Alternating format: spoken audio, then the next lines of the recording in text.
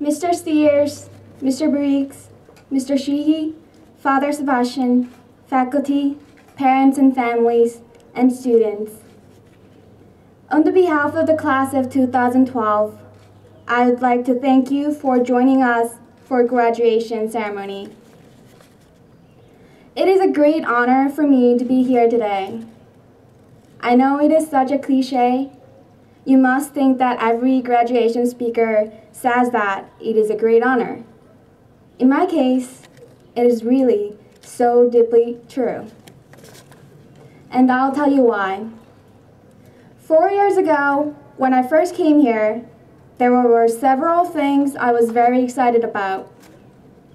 And I have to admit that the snack vending machine was one of them. The vending machine full of dozens of snacks stands in the common room of every dorm, in the student center, and in the athletic building.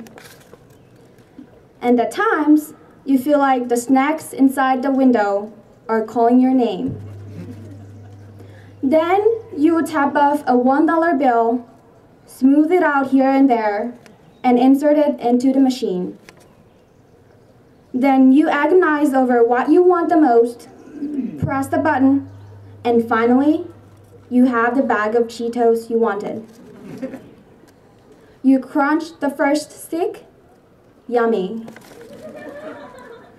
In fact, my brain worked like a vending machine for the first month or two of my time at Canterbury. The translation process of English to Korean and then vice versa was a machine-like procedure. I had to pre-plan and review in my brain everything I wanted to say. Then, when people spoke to me in English, I had to run the machine, transforming all the words into Korean, phrase by phrase. It was a tiring and heart-pounding process. And by the time I was ready to say something very intelligent, my listeners had already moved on to another topic of conversation.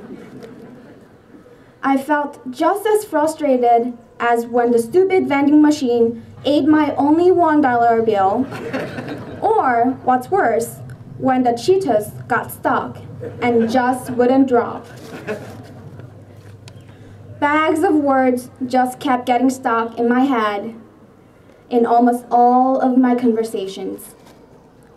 When people would so nicely ask me, "What's up?" I had no idea what that meant and scratched my head over, what should be up with me?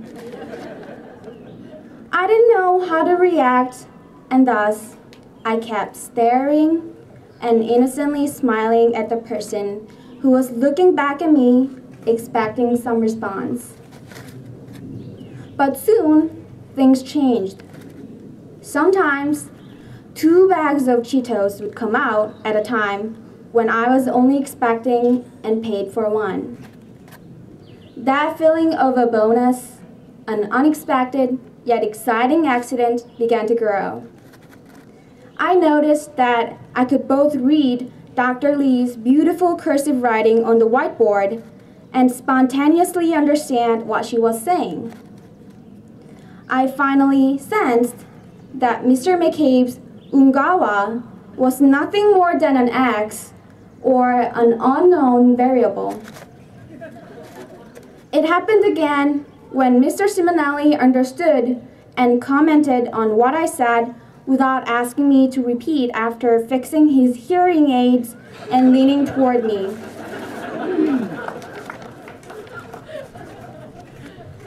To be honest, I do not value the numerical figure of my academic achievement or the number of hours I put in practicing music or serving as a volunteer or a leader as much as I value my everyday life at Canterbury. Because compared to what I felt during the first few weeks here, my feelings of comfort, intimacy, affection, and passion about my friends, teachers, and the community of Canterbury are simply explosive. I should say a lot, but all I can say right now is thank you. For the past 4 years at Cbury, I have always had someone smiling and asking me how I was doing, and then I would think, I'm glad I'm here. I'm so glad I'm a part of this place. Classmates, our journey is just beginning. In our years at Cbury, we have learned determination, character, compassion, and pride. We have attained the power to soar beyond expectations. And most importantly, we have each other for company at any time and anywhere. We are the class of 2012. Strong, intelligent, and ready to take the world by storm. Ready or not, here we come. Thank you.